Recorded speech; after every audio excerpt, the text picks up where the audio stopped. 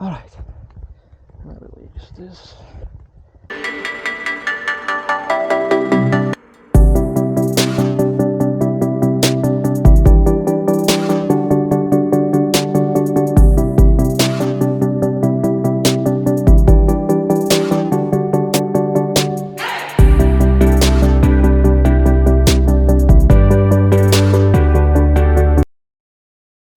Welcome back to the second part of Dwars door Geul.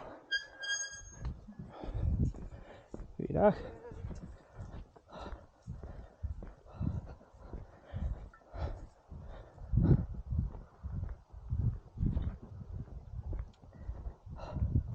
Give me a sec.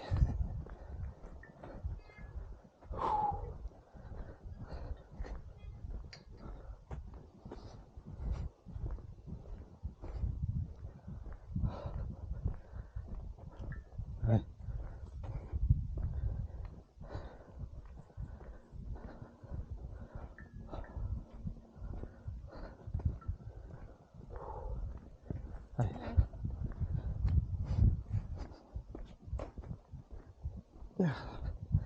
I should not by now know.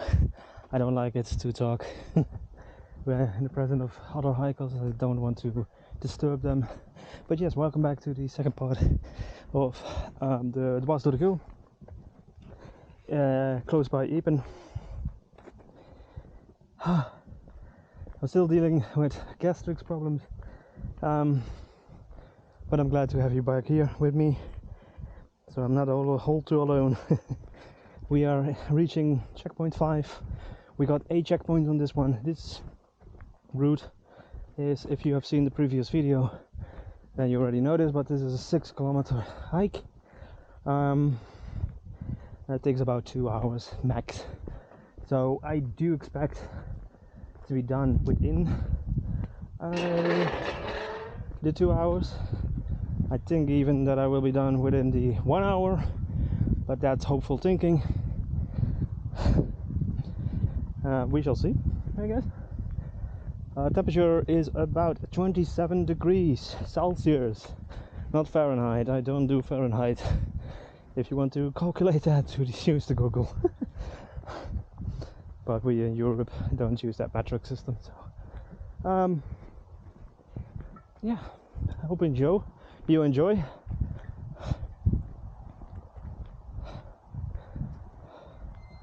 These videos are sponsored by our how do you say it? See, I'm already lost to words. We also sponsor or help basically the charity called Make-A-Wish International. I'm not bound towards the Netherlands division here, but I am an ambassador for Make-A-Wish International.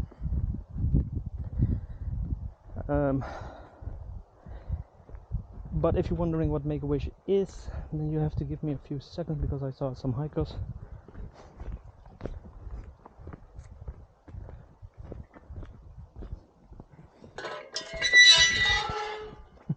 Hey.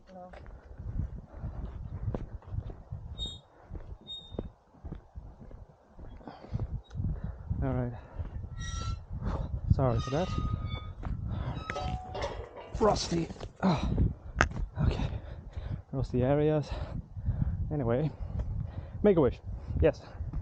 Make-A-Wish is an organization that makes it possible to grant wishes to clinical or chronical ill children that are unable to be a child, basically, because they are bound to their house or their hospital,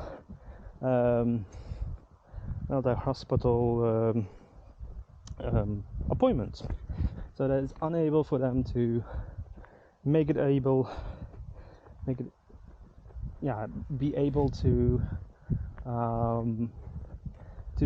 live like a normal child. And Make-A-Wish make it possible to grant their wish, take them away from their daily misery or daily challenges, and grant their wish. It can be being a model, it can be a ballerina, it can be a professional streamer. It is all possible. And yeah, if you are able to give this charity some money, that is also possible. You can find the link in the description. If you are not able to give any financial support because you will get in financial problems, please do not, I repeat, do not spend your money on it, because your financial situation is more important. But what you could do is to spread the word about Make-A-Wish International. Okay, so I'm breaking one of my ground rules when it comes to these animals. Normally I don't do this,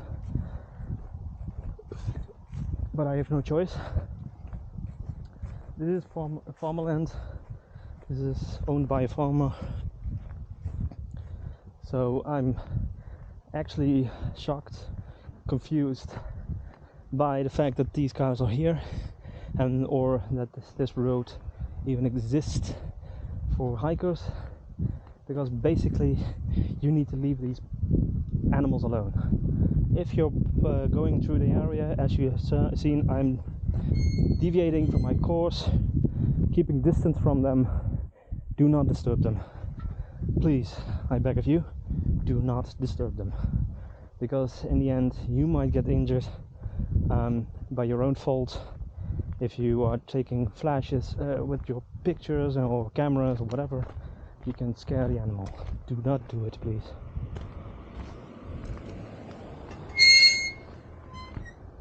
Oké, als ik het goed heb. No. Yeah. Alright. So we have to go right. I think we are following these people.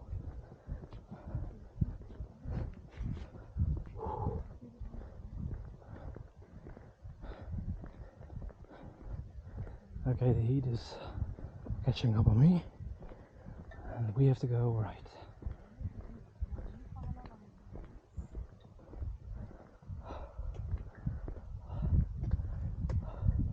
Welke route volgen jullie? Ja, we willen de rode route weer richting Epen terug langs de Geul. Maar we zijn nou bekomen daar uit dat weiland met die koeien. Ja, ik ben nu dwars door de Geul aan het gaan. Ik kom vanuit Epen en ik ga terug naar Epen. Dus dan moet je die kant op. Maar dat is Mechelen. Ja, maar je gaat een rondje, hè? Oh ja, jij loopt zo. Ja. Oh ja, nee, maar wij willen gewoon echt langs de Geul terug. Oh, dan moet je deze kant, dan moet je deze pakken en dan moet je alsmaar eigenlijk rechtdoor. En dan ga je op een gegeven moment door een bosgebiedje heen. Alsmaar rechtdoor en dan ga je bij de hoofdweg ga je naar rechts toe. Oh ja, maar je hoeft, Dan ga je terug naar Epen. Dus niet bij de Hof van Bommerik weer op de weg, hè? Dan kom je niet, je loopt gewoon rechtdoor. Nee, je gaat gewoon rechtdoor. Ja, want wij zagen dat pad niet, maar je moet gewoon echt hier langs de kant blijven lopen. Ja, ik gebruik de app, dus ik zag hem toevallig. Oh ja, dat is makkelijker dan. Ja, daarom. Hey, hoi hoi.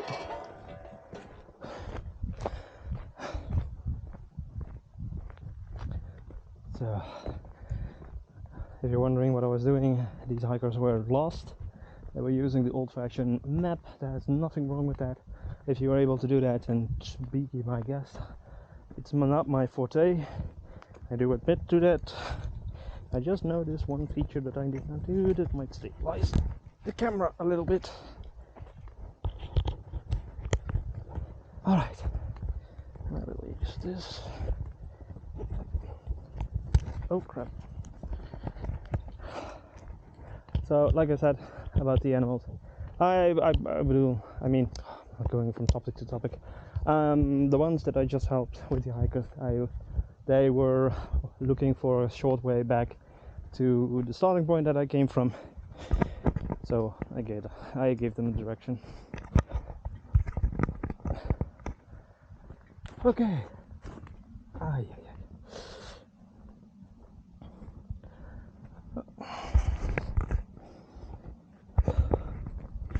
Giving you guys the best view.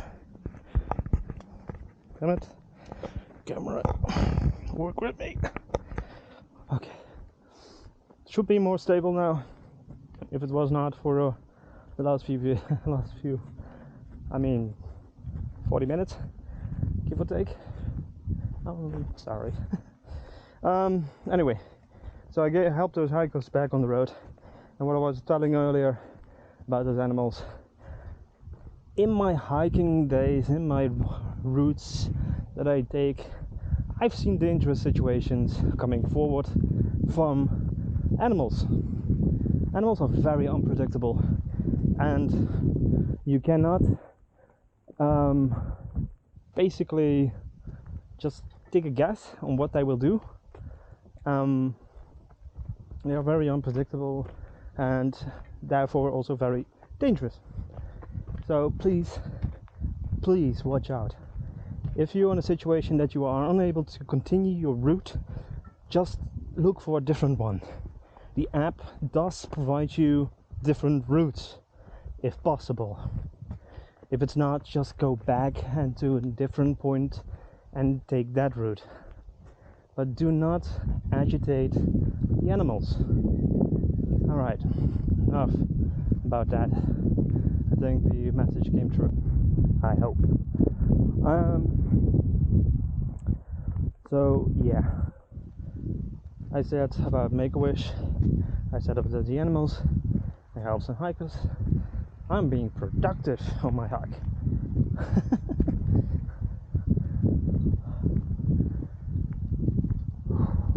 If you guys have any questions regarding this route, just put it in the comments and I will try my best to provide you answers. The number one question I do expect: can you park your car? Yes, most of the time, if you follow the routes, the app will show you the location where you can put your car, and if you tap it on it, you, at least from my experience, you basically get transported to Google Maps and you can get to the location. And most of the time those are the parking lots owned and controlled by Monument. Oh, I don't like this. What's the idea here? It's like a friggin' cow in my face. Oh, bloody hell. What's the idea? Ah, fuck. Yeah, they're taking the shade, of course. Hello. Damn it. Yeah, I have to take this one. Going to be careful. Hi.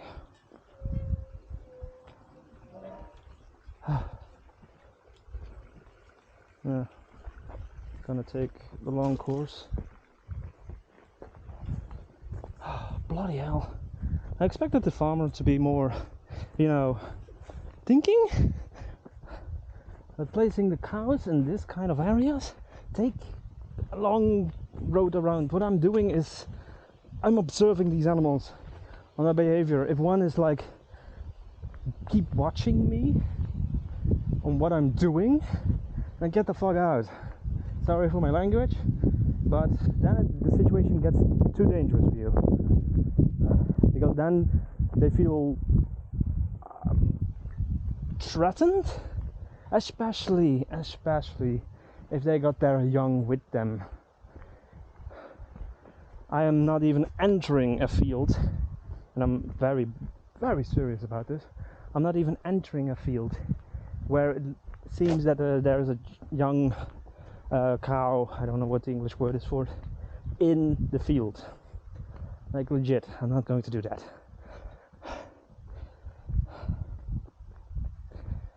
I'm not going to endanger myself for just a simple hike. Even thought I joined this, not worth it. Just for the record. I'm also looking over my shoulders all the time because these animals are so unpredictable. I think they are very tired, so I'm lucky. But these are the kinds of things you need to keep in mind every single time you're doing this thing. These open field hikes, they come with a consequence. They have their risk.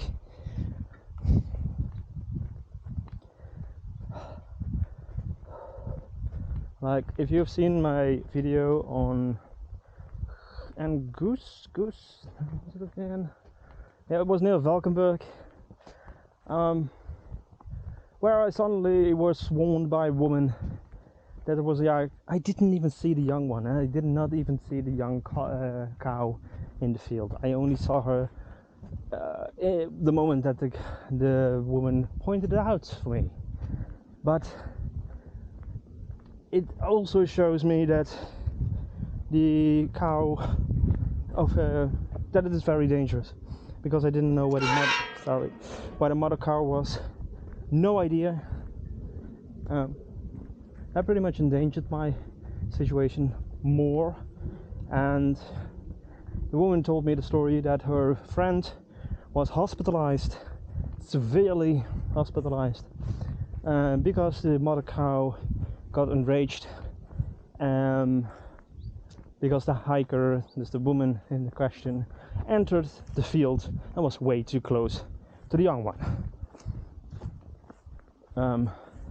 I think a punctured lung, a few broken ribs, and a lot of scratches.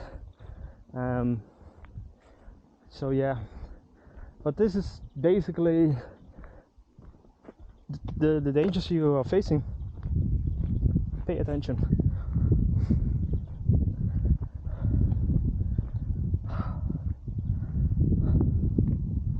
Alright, we're heading back. We are now going to checkpoint 8, but it's pretty much up to date bridge, which is good. We have to go left.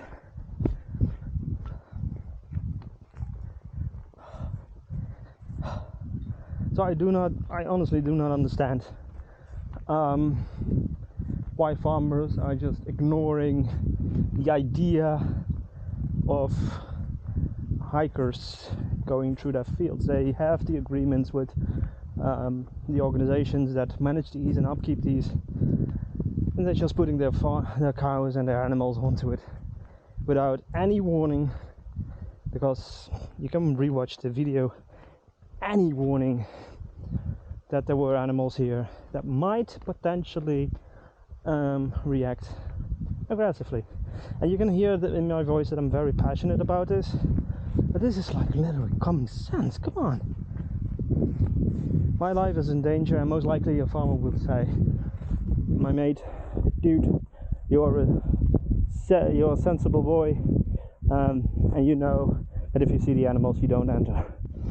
Yeah, I know, and I'm experienced enough, but I don't see any warning signs that I need to watch out. And I might be a little bit more experienced than an average person. I'm not saying that I'm the most experienced person there is, but as a person that has no idea about the dangers that these creatures can do, yeah, don't give me that argument, because they, in the end, and I did talk about this with the police, in the end the farmer is responsible for the cows, the animals that is put on the field, and they are responsible to give warning signs in the potential hiker routes, because some of these hiker routes goes through these fields like this, and we hikers we are pretty much oblivious about the dangers that are potentially laying ahead for us. Yes, we can train around on it, but there's only so much we can do. So yeah, it's a 50-50 side. Actually no, it's like more of 40-60 side, with 60% more of the responsibility from a farmer. That's my opinion. I do agree that there's a certain amount of responsibility for a hiker, their own responsibility, but at a certain point it's not it's his animal, so he's responsible also to indicate these dangers. and most likely you will see more videos of mine in this series and future series, that these situations do occur quite often. Oh boy.